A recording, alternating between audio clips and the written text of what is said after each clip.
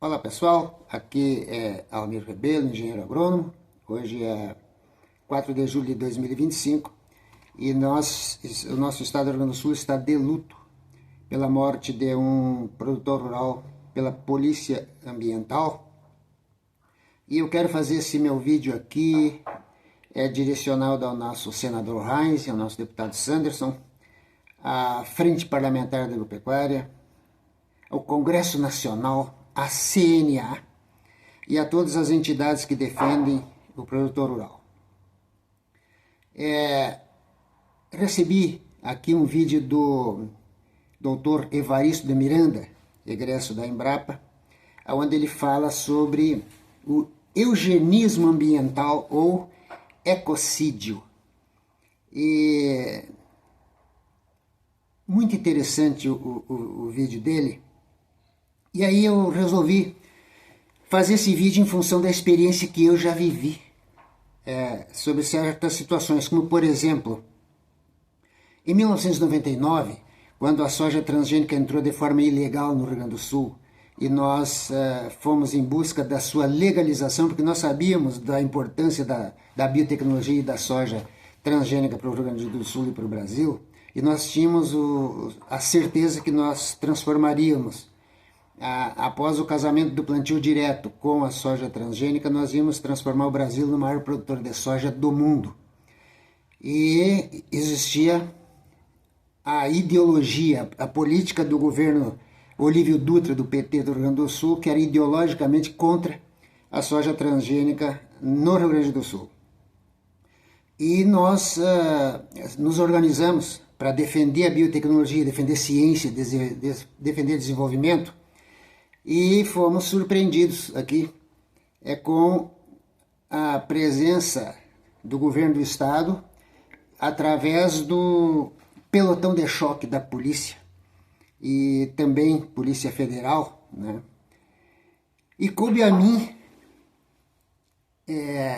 negociar com o pelotão de choque da polícia, que veio para prender produtor rural e desapropriar as propriedades que tivessem plantando a soja transgênica ilegal. E eu fiquei bastante surpreso assim com o despreparo do comando do pelotão de choque, quando eles, fortemente armados, 200 homens, com cachorros, com metralhadoras, e eles vieram assim com uma ação de intimidação. O comandante só se acalmou um pouco quando eu disse para ele que ele não estava lidando com bandidos e que era uma questão de ciência, e nós acreditávamos, e o nosso modus operandi era em cima de conhecimento, de ciência, de patriotismo e de busca do desenvolvimento da nossa atividade agropecuária.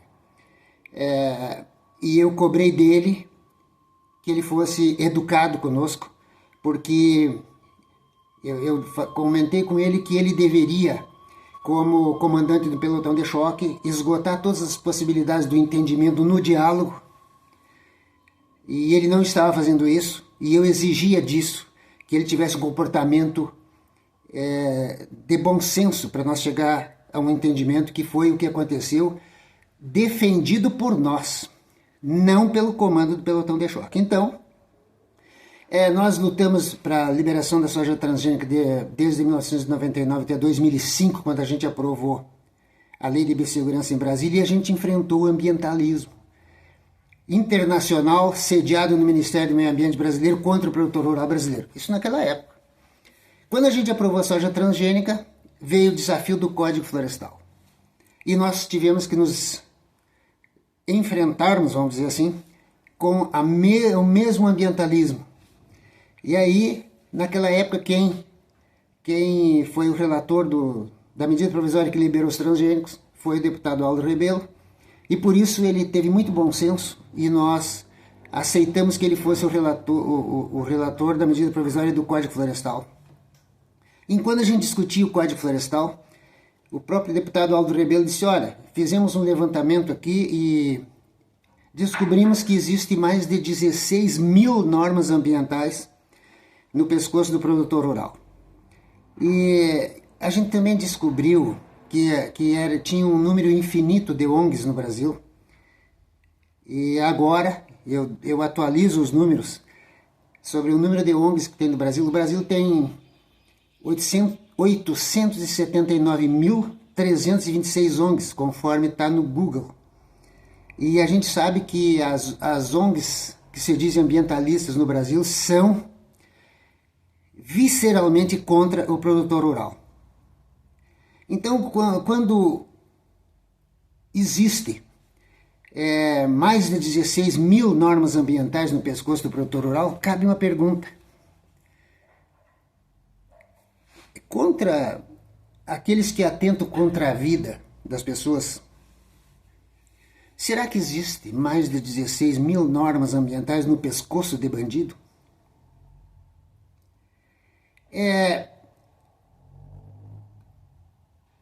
Se a gente tem recebido informações de que crianças têm chegado em casa e dito para o pai, tem questionado o pai, você é um criminoso ambiental? Você está cometendo crime ambiental? Isso nos alerta, pessoal, para que a educação brasileira, diante dessa situação de mais de 16 mil normas ambientais no pescoço do produtor rural, eu quero perguntar às nossas autoridades: esse aparato de leis, aliás, não são leis, essas 16 mil normas são a maioria decretos, instruções normativas, regulamentações. Na maioria das vezes, quase que 100%, quem orienta esses decretos e essa legislação toda são ONGs contra o produtor rural.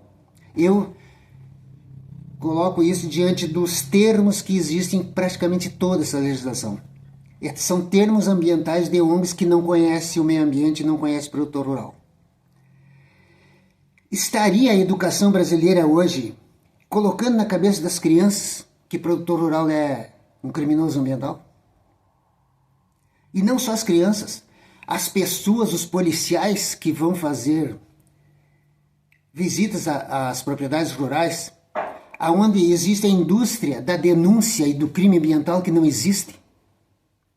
Hoje, a polícia ambiental que chegar na casa de uma propriedade rural com 16 mil normas ambientais, ele pode escolher qual é o crime ambiental que ele poderá enquadrar o produtor. O produtor não sabe, não conhece. O produtor sempre produziu crime ambiental porque se derruba uma árvore. Eu quero dizer aqui para a Polícia Ambiental e para o Ministério do Meio Ambiente que toda planta, ou vamos falar das árvores, elas têm ponto de crescimento. Se você derrubar uma árvore e ficar um toco, essa árvore rebrota e se recompôs, se regenera. Então, quando aparecem crimes, multas contra o produtor rural, em que o produtor rural derruba uma árvore e recebe uma multa, um valor, que às vezes ele tem que vender um pedaço da propriedade para pagar a multa porque derrubou uma árvore. Então ele é cobrado uma multa exorbitante, assassina economicamente o produtor rural. E o produtor rural tem que pagar essa multa e tem que plantar a árvore. Então, eu quero saber onde é que está o bom senso, onde é que está a inteligência, onde é que está a dignidade. Como que o produtor derruba uma árvore, aí ele tem que pagar uma multa, porque derrubou a árvore, e tem que plantar a árvore.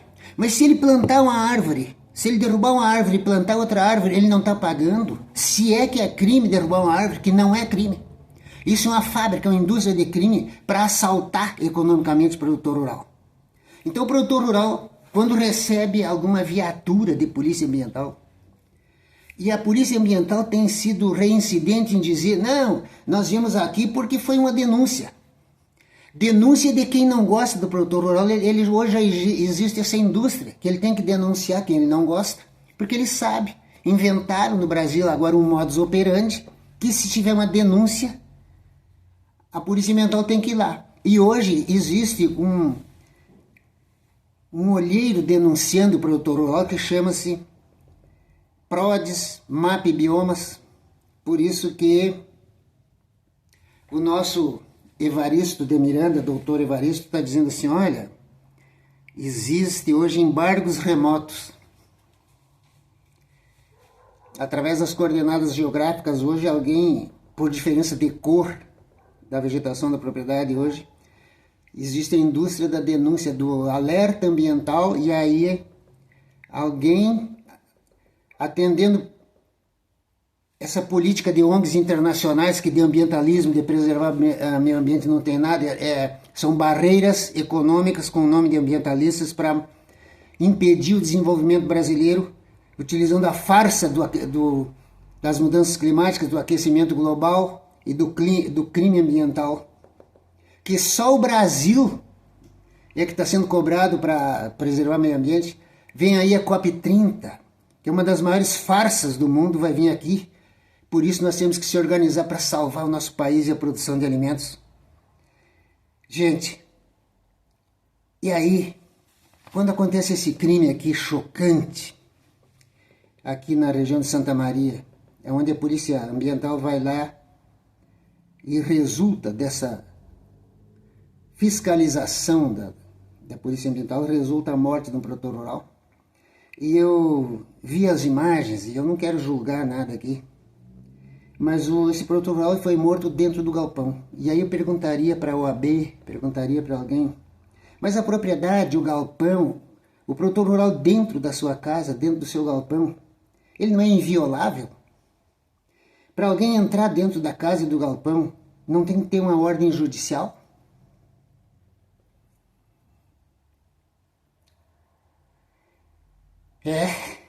Então fica aqui o meu apelo, como brasileiro, fica aqui o meu pedido para que as autoridades brasileiras façam alguma coisa para impedir que o ecocídio continue